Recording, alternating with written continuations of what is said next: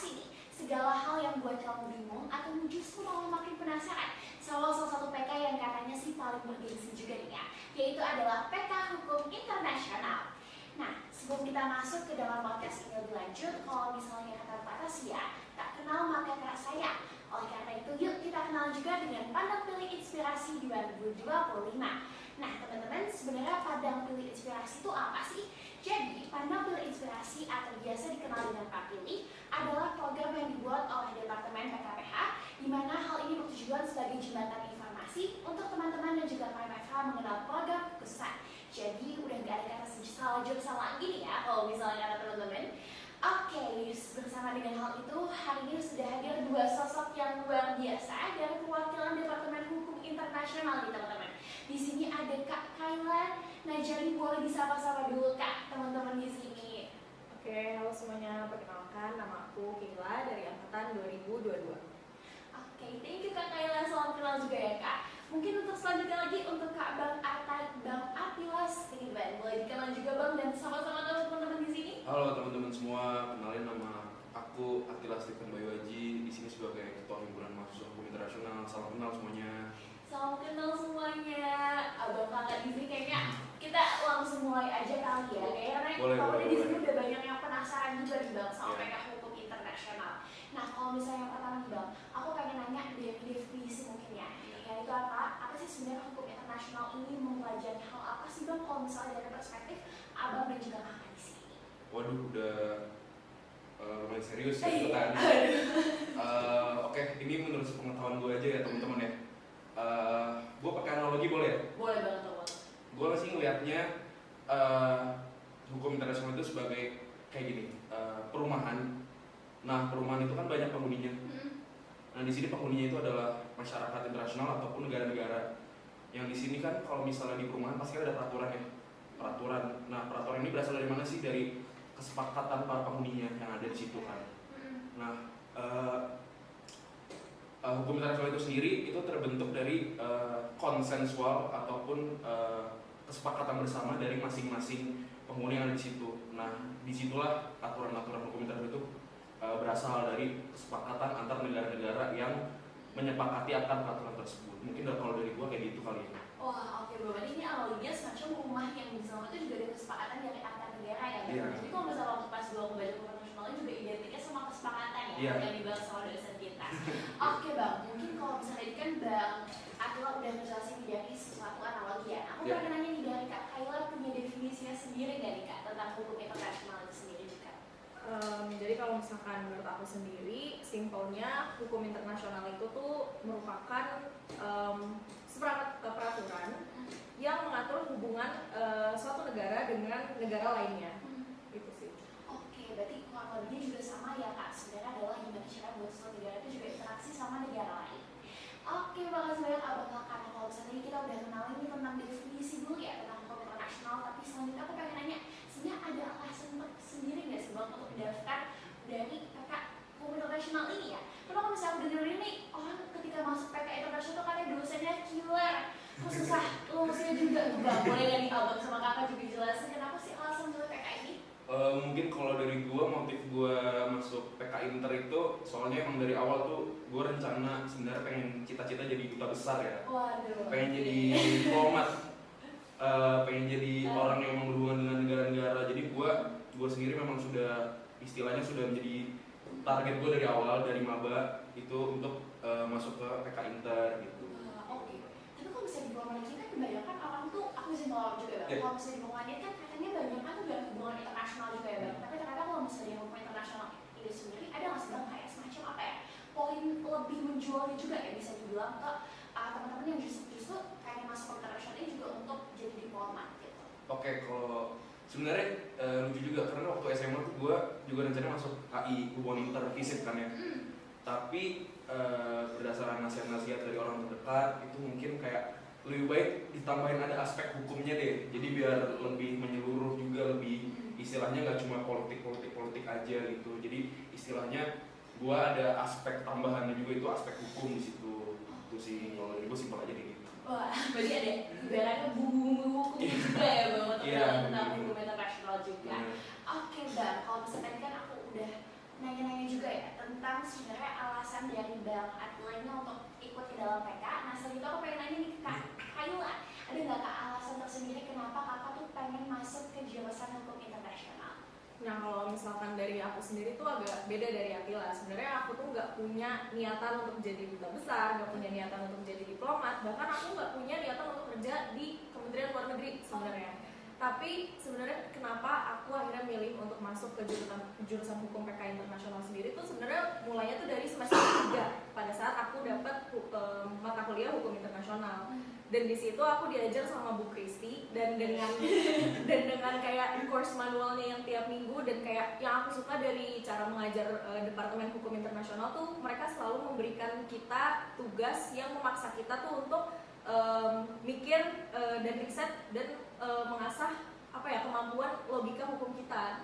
Jadi aku suka sama sistem belajar yang seperti itu, dan aku ngerasanya kayak mata kuliah hukum internasional dan segala cabangnya itu tuh menarik banget untuk dipelajari. Jadi itu sih yang bikin aku tertarik masuk PK hukum internasional. Oke, wah ini agak ngeliat juga ya Kak, karena kan aku baru dapet juga di semester 2 ya. Dan ketika aku melihat ada upload course manual, jujur aku kayak agak culture shock sih ya. Dulu aku sebenarnya tuh jadi semacam kayak, wah ini kan salah satu PK yang aku rasa tuh ini banyak banget gitu loh. Sampai kayak definisi hukum internasional harusnya dari banyak banget buku, artikel, tapi aku rasa jadi malah makin belajar juga ya Bang.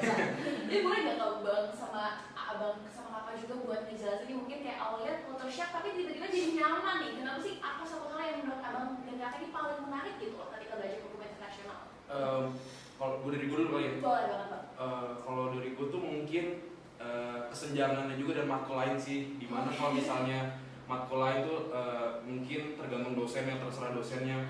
Tapi kalau misalnya dari nggak cuma matkul HI aja sih, dari matkul-matkul lainnya juga, matkul-matkul kayak perjanjian internasional gitu. Semuanya tuh terstruktur sama kayak kata Kayla tadi. Jadi kayak minggu ini bahas ini, minggu depan bahas ini, minggu sumber hukumnya yang dikasih gini gitu. Jadi kayak emang semuanya tuh udah ada target dari awal dan juga ada kejelasan silabus di situ. Kalau gue suka banget sih dari Departemen Hukum Internasional tuh sangat struktur seperti itu. Oke, berarti Bang juga suka banget satu lain terstruktur juga ya Bang. Mungkin ya kehidupannya juga jadi terstruktur juga di balik gitu ya. Oke Bang Atila tadi kan udah jelasin nih tentang hal yang seru juga nih kalau misalnya belajar hukum internasional. Tapi mungkin aku juga pengen tahu dari perspektif Kak Kayla ketika mungkin diajar sama Bu Christine ya. Kayak aku juga jujur diajar juga sama beliau dan aku rasa wah menarik banget ya. Selalu buat kita pakai analogi yang sederhana gitu untuk dipahami. Tapi kalau misalnya Kak Kayla ada nggak sih Kak interesting point yang menurut Kakak tuh paling wah ini seru banget nih buat belajar PK hukum? Kalau aku pribadi yang aku suka dari hukum internasional itu tuh nggak ada yang hitam putih gitu, semuanya itu abu-abu, and everything there is no definitive answer to every issue. Itu yang aku suka dari hukum internasional, dan itu jadi ngebuat kita tuh punya kalau misalkan nanti di kelas hukum internasional yang di pertemuan-pertemuan selanjutnya itu tuh ngebikin kita tuh jadi punya argumentasi hukum kita sendiri. Jadi itu tuh bener-bener nge-develop how we should think secara logika hukumnya. Dan aku suka sih dia kayak hukum internasional itu tuh abstrak. Itu yang bikin aku tertarik banget sama hukum internasional gitu. Oke Kak, tapi tadi aku tuh sempat ada sesuatu yang menarik banget menurut aku, abstrak ya Kak, kalau hukum internasional mungkin dibandingkan sama hukum pidana yang udah jelas gitu ya, ancaman dan lainnya. Tapi ternyata abstrak ini malah buatnya tuh jadi seru ya Kak. Tapi aku juga pengen nanya juga di follow up, kalau misalnya pertama kali ketika aku dikenalin sama hukum internasional tuh katanya hukum internasional ini punya perdebatan juga ya, karena sering menjadi satu hal yang ini dinyatakan sebagai hukum ataupun tidak. Nah tapi aku juga pengen nanya mungkin untuk kenalan teman-teman di sini juga, maba-maba nih yang baru mau masuk hukum internasional ketika pertama kali ditanya jadi punya perspektif gitu ya Kak. Menurut Kakak sendiri hukum internasional itu bisa dikategorikan sebagai hukum atau tidak sih? Untuk teman-teman juga ya di sini.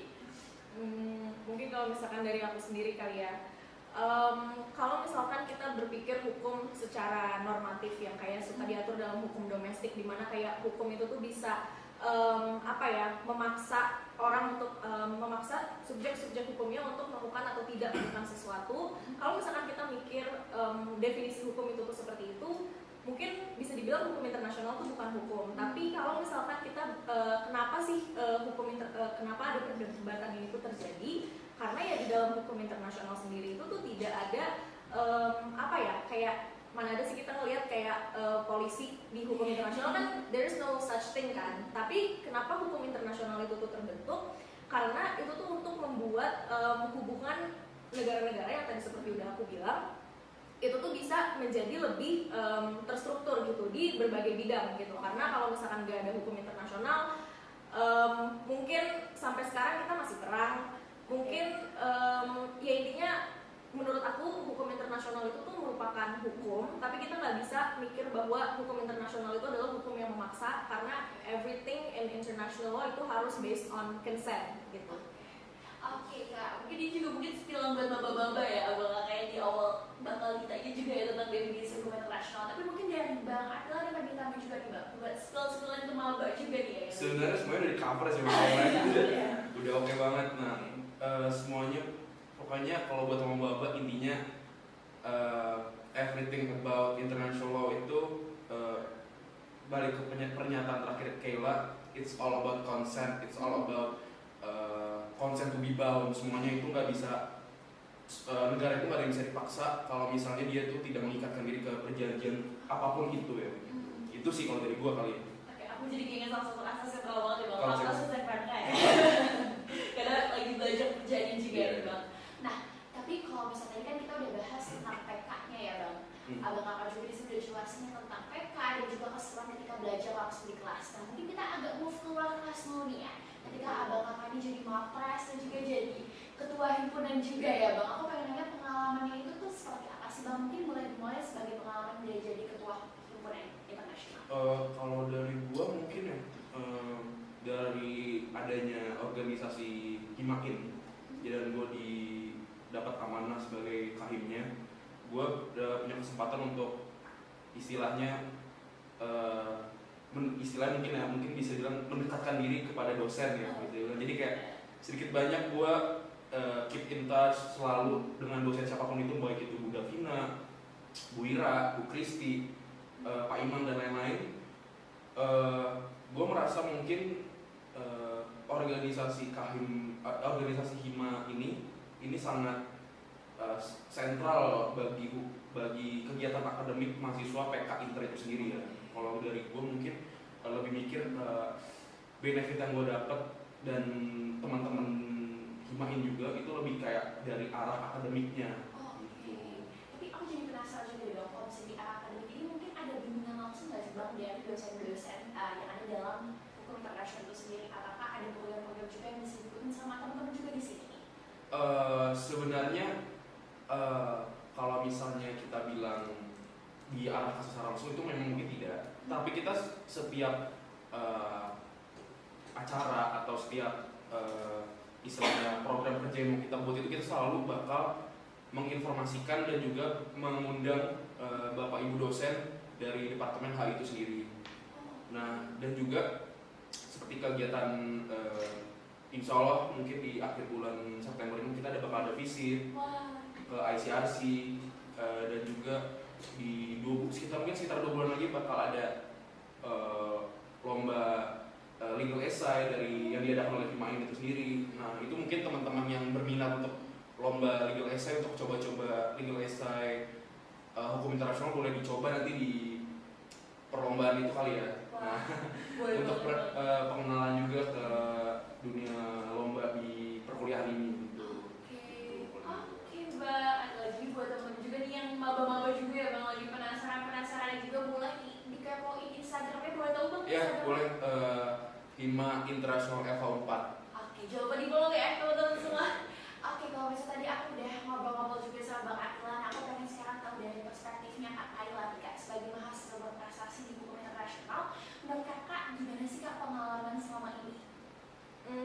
Kalau misalkan aku sendiri, aku tuh mungkin memulai kegiatan aku itu tuh dengan muting. Jadi aku kemarin sempat ikut IMCC itu tuh 2 kali. Aku yang pertama itu ikut Asia Cup, kemudian yang kedua itu ikut FIS. Cuman kalau misalkan FIS itu sendiri dia ngebahasnya tentang private international law, jadi nggak tercover dengan hukum internasional publik. Cuman kalau misalkan dari aku sendiri mengenai Asia Cup specifically ya, dan aku juga maksudnya kayak beberapa kali sempat ikut sempat mentoring untuk persiapan UAS, kemudian juga sempat ngajar juga kemarin di study group JESA. Kenapa aku memilih untuk muting? Sebenarnya kayak itu karena aku memang sangat tertarik dengan materi-materi yang dibahas di hukum internasional sendiri, terutama kemarin terutama tentang International Court of Justice, itu tentang jurisdiction-nya, itu tuh aku tertarik banget gitu loh untuk mempelajari itu secara lebih lanjut. Dan kenapa akhirnya aku selain aku tertarik sama materinya, aku juga ngerasa dengan muting tuh memberikan aku banyak benefit, not in terms only kayak dari akademiknya, tapi dengan gimana aku bisa memanage orang. Karena kebetulan kemarin aku juga jadi head of delegates-nya, dan aku juga belajar untuk gimana sih kita make sure bahwa dinamika dari tim itu tuh bisa berjalan dengan lancar. Karena kan kalau misalkan kita muting itu pasti dari risetnya aja tuh udah stres ya. Jadi kayak aku harus make sure bahwa kayak mereka juga nyaman untuk riset meskipun stres, dan itu tuh ngajarin aku banyak banget tentang kayak oke, kita udah pasti pinter, tapi selain dari itu tuh mungkin aku belajar lebih ke yang kayak belajar cara emotional intelligence. Terus aku juga kenal banyak sama alumni karena kita pasti harus riset sama mereka, dan itu menurut aku benefit yang paling aku kerasa sih dari muting ini. Oke, berarti kalau misalnya kayak Kayla ini lebih ke muting juga ya Kak. Nah tapi aku jadi penasaran nih Kak, menurut Kakak ada nggak sih sebenarnya relasinya juga bakal paling kuat itu ke hukum internasional dan muting ya Kak. Tapi ketika Kakak belajar MSIS ini, apakah itu dipandu langsung juga sama dosen-dosen hukum internasional atau seperti apa Kak? Iya, ini salah satu yang kenapa aku nggak nyesel juga ngambil PK Hukum Internasional ya, karena dosennya itu tuh bener-bener welcome banget kalau misalkan kita mau belajar sama mereka. Dan kemarin itu dosen bimbingan aku tuh Bu Kristi. Cuman kayak Bu Kristi, karena kita juga ada beberapa topik yang mungkin dipahami juga sama Pak Imam, walaupun Pak Imam tuh bukan dosen pembimbing official kita, Bu Kristi tuh menghubungi Pak Imam untuk bisa membantuin kita, dan itu tuh beliau beneran membantuin. Jadi kayak aku rasanya dosen HI ini tuh bener-bener welcome banget gitu kalau misalkan mahasiswanya tuh mau belajar. Dan juga kalau misalkan kita bimbingan nih pas lagi kita muting, terus kita bimbingan itu tuh rutin gitu, kayak setiap Jumat tuh pasti ada Bu Kristi. Ghosting ya? Iya, nggak pernah ghosting, dan beliau tuh selalu kayak open, terutama juga untuk tugas akhir. Kayak mereka tuh bener-bener nge-encourage mahasiswanya untuk kayak ayo lu lulus cepet gitu. Jadi bener-bener kayak supportive banget gitu loh buat mahasiswanya. Dan mudah di-reach juga ya, terutama itu sih kalau untuk dosen-dosen itu sangat mudah di-reach ya. Iya. Sangat apa ya, kan kadang ada yang kayak mengencourage tapi di WA susah, nggak dijawab. Kalau untuk dosen-dosen A itu aku sih bisa bilang kayak hampir semuanya sangat sportif dan juga reachable lah buat kita gitu. Wah, berarti walaupun ada dosen-dosen yang mungkin agak galak tapi tetap sayang juga ya buat Sayang, kita iya. semua. Oke, boleh Kak, mungkin ada lagi juga nggak dari Kak Kayla yang Kakak tuh ngerasa ketika jadi mahasiswa di hukum internasional ini tuh ada pengalaman yang dalam Woodward itu juga sendiri ya Kak, yang Kakak pengen komen juga, mungkin kalau misalnya Bu Kristi nonton ini ya boleh juga nih Kak. Maksudnya gimana? Kalau misalnya ya Kakak pengen sampaikan juga ke teman-teman di sini, kira-kira ketika ingin masuk ke dalam PK internasional apa aja sih yang pengen di-share gitu, terutama buat teman-teman yang paling sambungin juga ya. Mungkin kalau misalkan PK Hukum Internasional dulu kali ya, mungkin kayak teman-teman di sini mungkin ngerasa kayak takut karena kayak course manual itu tuh kayak stres banget kayak tiap minggu, dan apalagi itu tuh susah, terus kayak harus baca buku yang banyak bahasa Inggrisnya. Tapi trust me, kalau misalkan kalian masuk ke PK Hukum Internasional itu tuh nggak akan seberat ketika kalian tuh ngambil mata kuliah Hukum Internasional. Kenapa begitu? Karena ketika kita belajar tentang hukum internasional, kita sebagai kayak maba mungkin semester 3 ya, itu kan kita belajar yang di cover sama mata kuliah hukum internasional tuh banyak banget ya. Kita belajar tentang subjek, kita belajar tentang sumber, dan mana semuanya itu tuh susah. Tapi kalau misalkan kalian udah masuk PK Hukum Internasional, itu tuh kalian akan belajarnya tuh lebih tersegmented gitu. Kayak misalkan kalian cuma belajar tentang diplomatik dan konsuler, terus kalian belajar tentang hukum laut, jadi kayak nggak akan susah yang kalian, maksudnya tetap susah sih, tapi maksudnya nggak akan yang kayak kalian bayangin ketika kalian ngambil mata kuliah hukum internasional gitu. Dan mungkin kalau misalkan untuk kalian yang tertarik juga untuk ikut muting, misalkan yang aku bisa sampaikan, kalian tuh nggak mesti jadi orang yang pintar gitu, tapi yang paling penting tuh kalian mau belajar. Karena maksudnya semua orang tuh bisa jadi pinter, tapi kayak nggak semua orang tuh mau punya kemauan untuk belajar dan diskusi, dan itu yang paling penting gitu. Jadi kalian nggak usah merasa insecure kalau misalnya kalian belum tahu banget soal hukum internasional, karena pasti kita akan belajar dari nol gitu. Semuanya pasti akan sama-sama belajar gitu. Oke, thank you kayak buat pesan buat teman-teman juga, atau mungkin bapak-bapak yang udah penasaran juga ya kak sama penting dan juga hukum internasional. Nah kalau aku boleh tahu dari perspektif abang juga dan juga pesan-pesannya buat teman-teman di sini yang mungkin masih agak ragu-ragu juga nih kak buat mulai PK hukum internasional. Kalau dari gue mungkin kalian sebagai maba tuh mungkin harus explore sebanyak-banyaknya dan juga istilahnya cari tahu sebanyak-banyaknya, mau itu dari kakak tingkat, mau itu dari alumni, mau itu dari dosen, itu apapun itu pasti kedepannya akan membantu kalian. Jangan istilahnya jangan sekedar mohon maaf kuliah pulang jangan kayak gitu. Mungkin gue mau mengencourage teman-teman aja untuk entah apapun itu, mau itu meeting, mau itu organisasi, mau itu lomba apapun, aku pengen teman-teman, terutama teman-teman maba itu untuk belajar sebanyak-banyaknya dan gain ilmu sebanyak-banyaknya dari EVA 4 ini. Gitu sih kalau dari teman-teman. Berarti dari Kak Kayla dan juga dari Bang Adila satu pesan juga teman-teman cari ilmu sebaik-baiknya juga Bang Adila, semua hal, pokoknya semua hal di kuliah ini dicobain aja mungkin ya. Cobain aja loh apapun itu. Oke Bang, karena sayang ini waktu kita udah mau mulai berakhir nih, aku boleh nggak buat dari Kak Kayla dan juga Bang Adila untuk mungkin ngasih 1-2 kata gitu untuk teman-teman yang ada di sini, dan juga 1 kata atau 1 kalimat yang gambarin PK Hukum Internasional. Kalau dari gue mungkin 2 kata kali ya. 2 kata, boleh Bang. Very insightful. Aduh. Buat PK Hukum Internasional dari gue itu. Oke, thank you banget. Kalau misalnya dari Kak Kayla nih Kak. Mungkin kalau misalkan dari aku kayak apa ya, challenging. Mungkin itu bisa digabung dulu ya, very insightful and challenging. Dua-duanya bisa digabung gitu. Walaupun challenging tapi Insightful, kan? Very insightful. Oke, Kak Kayla sama Bang Adila, terima kasih banyak atas waktunya juga, dan udah aku ajak ngobrol-ngobrol dan kepo ini ya tentang hukum internasional nih. Semoga teman-teman juga yang nonton video ini dan juga podcast ini pastinya semoga juga terinspirasi dan justru malah pengen nih Bang untuk masuk ke dalam PK Hukum Internasional. Saya Marsha sebagai podcaster dalam Panel Inspirasi di Hukum Internasional mohon pamit undur diri dan sampai jumpa di